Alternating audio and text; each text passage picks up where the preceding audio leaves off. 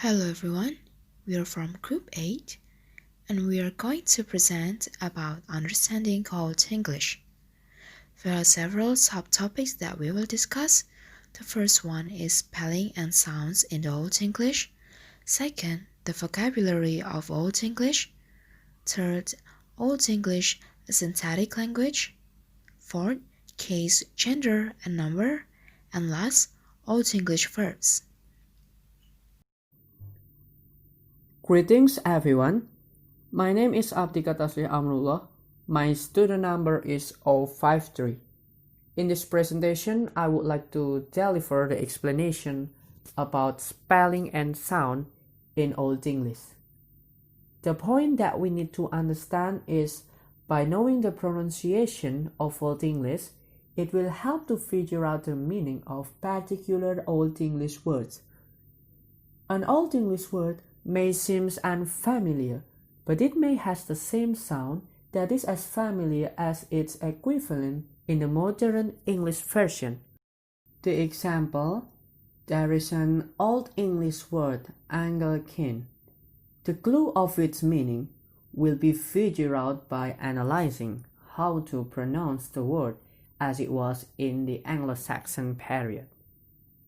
The first part, Angle, of the word Anglican, the G are not pronounced as G in modern English angel, but rather pronounced roughly as G in go of modern English. Thus, angle in Anglican more sounds like angle in modern English rather than angel. The second part, kin, in Anglican, the Z is pronounced as C in modern English cake. The Y is vowel sound and pronounced like between I and U. It is like E and U. Thus, it sounds like English word kin, which refers to people.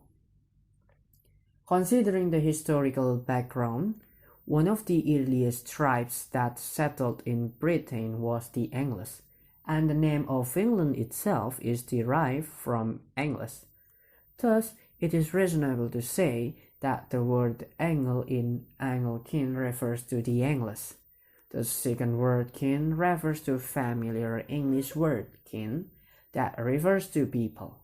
Therefore, Anglican refers to English people.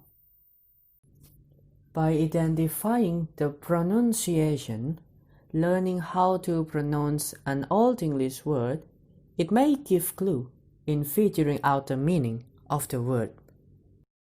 Another point that need to be considered in order to pronounce Old English words is that it is important to know what sounds the individual letters of the Old English alphabet represented in order to pronounce Old English words. There are many recognized letters because following the introduction of Christianity in England, the Anglo-Saxon scribes adopted Roman alphabet that is still in use until today. The sounds that associated with the letters of Old English alphabet have not changed much over the years. However, a few of the letters are different and have sounds that is unpredictable to our modern English understanding sense. Below is list of the letters that represented Old English vowel sounds and the indication of their pronunciation. But before reading the tables, let us pay attention to these conditions that is necessary to know. It is the terms that used in the tables. The tables use terms grapheme, graph, and digraph rather than letter. The use of these terms it is because some sounds need more than one letter in order to be presented visually. The term grapheme refers to a symbol or symbols that used to represent a particular phoneme. There are two types of grapheme, namely graph and digraph. Graph and digraph are the subtypes of grapheme. Graph is one letter that represents one phoneme. As example, graph that represents phoneme as it is in man or maid. And digraph is the combination of two letters that represents one phoneme. For instance, digraph sh that represents phoneme sh as the initial consonant in she and should and show.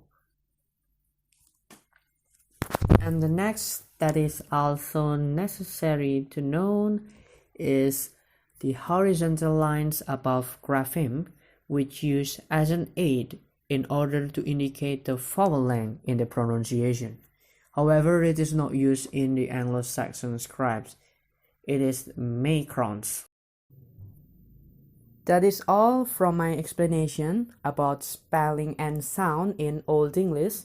The presentation about the list which collected from reading the tables will be next continued by my groupmate Muhammad Akbir. And thank you for your attention and see you next time. Hello everyone, my name is Muhammad Akbir and I'm going to explain about Old English vowel sounds. And here we have list of graphs and their phonetic transcription. So the first one, we have A in rather. The second one, we have E in cat. The next one, we have A in bed. This is the French language. The next one, we have A as in bed. The next one, we have A as in bed with extension of vowel sounds. The next one, we have E in win. The next one, we have E in word did. The next one, we have R in the word hurt. The next one, we have O in hurt with longer vowel. The next one, we have U in full. The next one, we have U in pool or moon, like that. The next one, we have E as you saying sit with parted lips. The last one, we have E, same as above but with longer vowel, like sit.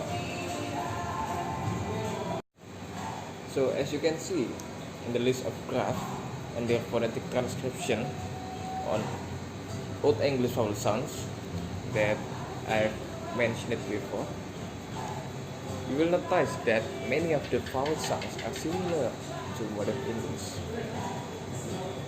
The only tricky ones are the sounds associated with E and E, which do not have a real equivalent in present-day English. You just remember that E and E always represent vowel sounds, not consonant sounds. So in addition to the vowel sounds listed above, you will also come across diphthongs. A diphthong is a combination of two vowel sounds that, when collided together, form a new sound. For example, if you take the vowel sounds E in the word cat and run it together with the vowel sound U in the word put, you will get the vowel sounds in south. Try saying the vowel sound in south slowly and see if you can hear the two individual vowel sounds.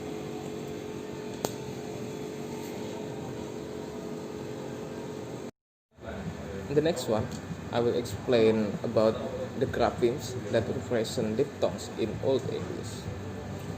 So the symbol A found in the transcription on the right represents a phoneme called square. It is the vowel sounds at the beginning of the word about and at the end of the word sober. To pronounce the digraph in the left-hand column, combine the pronunciation of the IPA symbol on the right. Now, let's turn to the consonant sounds. As with the vowels sounds, many Old English consonants have the same phonic value as in present day English. The table below shows the ones that differ significantly and the diagram that represent these sounds. For the record, those no longer used in present day English. So the first point of Old English graphemes, that is usually pronounced as the ak in the word king, but as the ch in the word church when between or after vowels. The second one is f as the of in the word fan when between vowels or other voiced sounds, but as the f in for when at the beginning or end of a word. The next one is uk, sometimes written as ch, usually pronounced as the uk in the word cold, but as the a in the word yet when between or after vowels. The next one is as the in the word hen when at the beginning of the word, but as the ak in the word lock when in middle or final position. Next one is us as the us in the word snows when between vowels or other voiced sounds, but as the s in the word seven when at the beginning of end of a word. The next one is at in the word cloth when between vowel or other voiced sounds, but as the at in the word thin when at the beginning of end of a word. The next one is as in the word in sheep. The last one is as in the word ledge.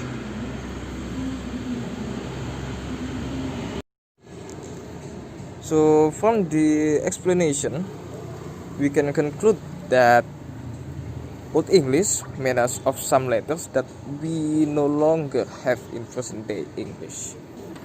For example, like a in the word ash, the use of these additional letters and the diagram of Old English was motivated by the fact that the Roman alphabet did not have enough letters to represent the variety of sounds in Old English. And that's all for me. Thank you very much. My name is Sylvia Eka Widayanti and my student number is 026. So this is about the vocabulary of Old English. So we know that present day English has borrowed vocabulary from many of the world's languages. As you can see in the PowerPoint, for the example are chauffeur, government, ghetto, and celery from France, pasta, balcony, ghetto, and umbrella from Italian, wok from Chinese, rucksack from German, and coach from Hungarian. And in Old English vocabularies that are still recognizable and used in present-day English are called saga for story and narrative, candle for candle, ripe for ripe or mature, stain for stench or sting, and honey for honey.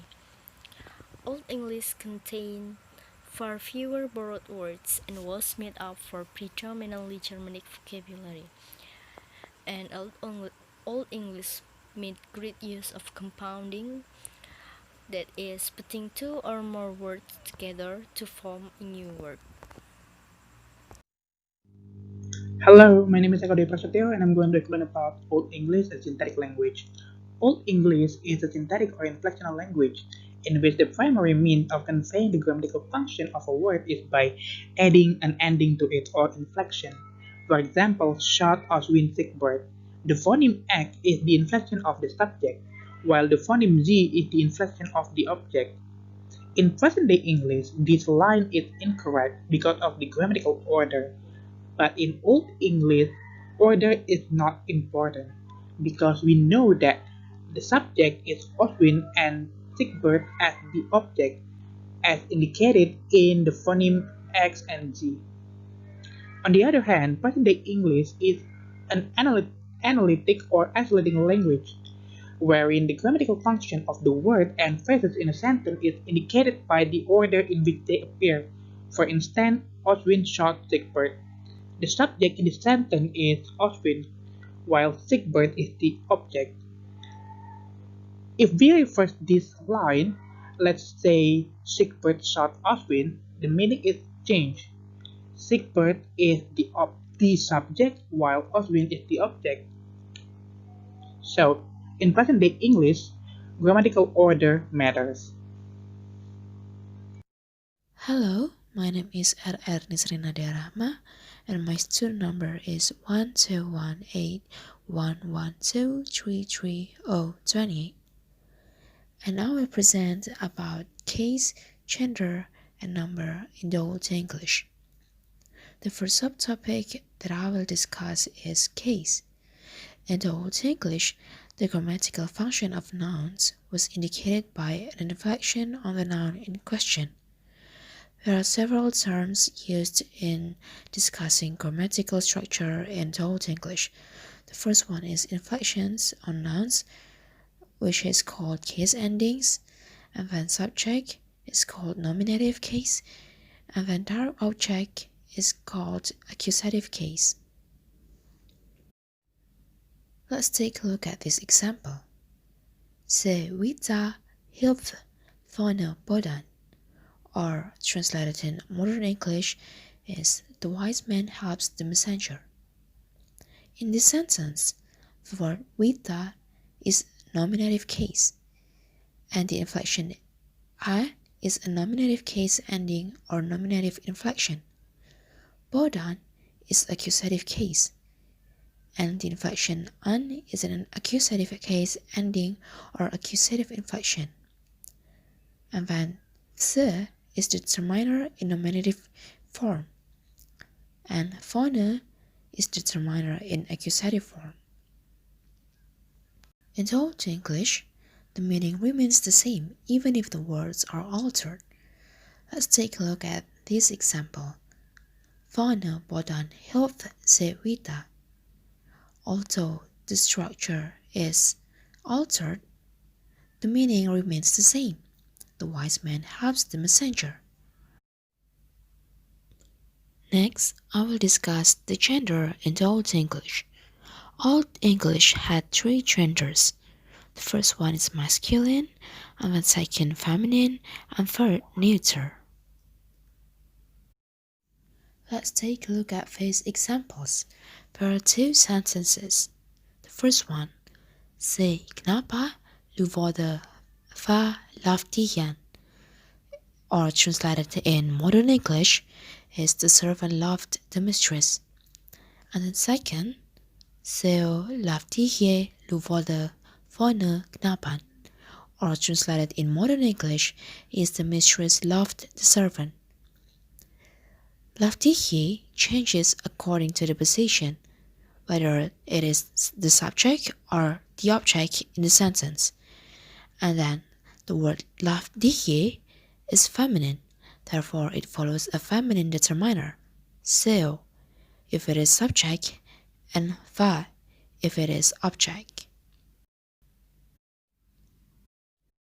However, not all Old English nouns have a different case ending for nominative and accusative.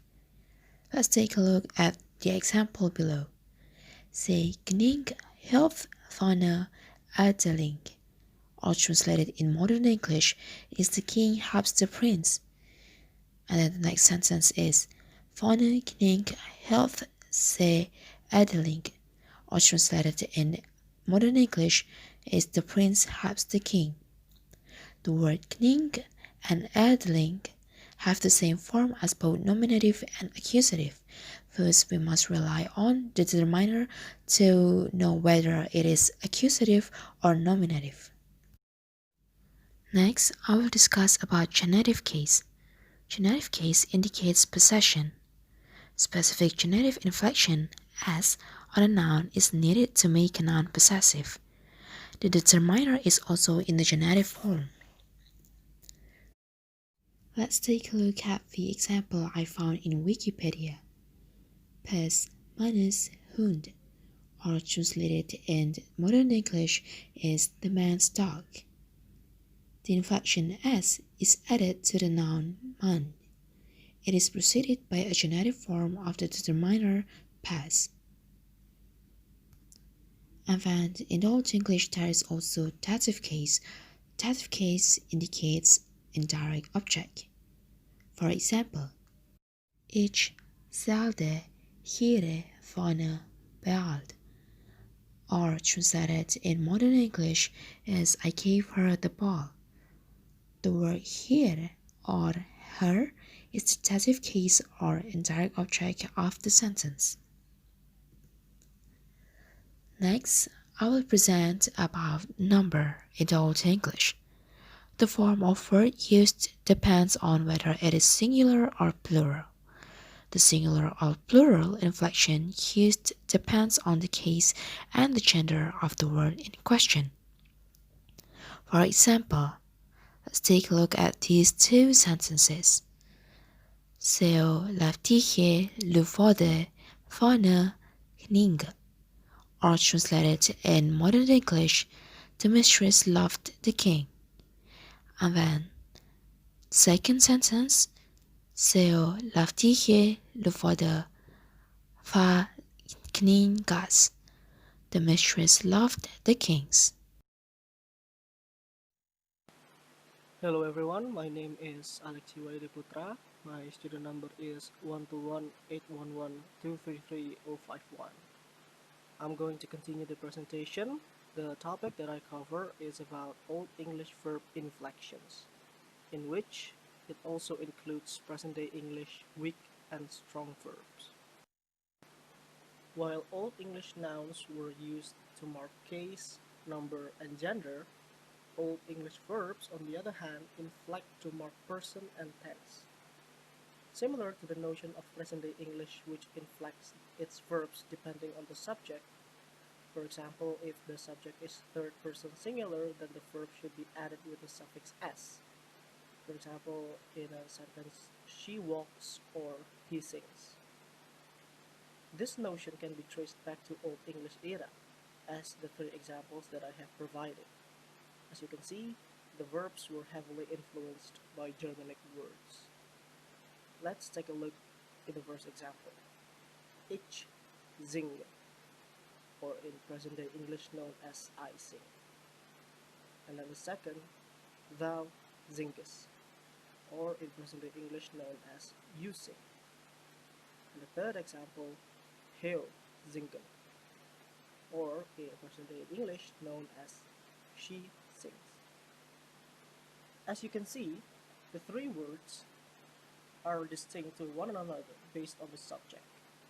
Whether it uses first, second, or third person subject, then the inflection should rigidly conform to its subject form. And as I have explained, this Old English verb built a system on differentiating verb forms based on the person. For example, like he walks, you walk, or I walk. It is all based on the subject form. Now let's take a look in the topic of weak and strong verbs in present-day English. It is commonly known for English verbs taking form based on a time condition, namely present and past. And as for the past, it is divided to simple past form and past participle. Verbs are also commonly divided into two types, regular and irregular. These two types can be associated with another set of terminologies, namely weak and strong. The concepts of weak and strong are similar to the notion of regular and irregular. First, let's take a look to the definition of weak verbs. Past and past participle of weak verbs are added with the suffix ed or t. For example, the word walk. The present form of the word walk is walk. As for the past and past participle of it is walked with an ed as a suffix. While for the strong verbs, the past form is a modification or change of vowel of the present form, while the past participle is either that definition or adding em as a suffix. For example, the word it. In the present tense, it is formed as it, and the past form of it is a. There's a change of the vowel. And as for the past participle, we take the present form of it and add en as the suffix. So the past participle form of it is eaten. In conclusion, the concept of weak verb is similar to the notion of regular verb, while the concept of strong verb is similar to the concept of irregular verb. That is all for my presentation. Thank you very much.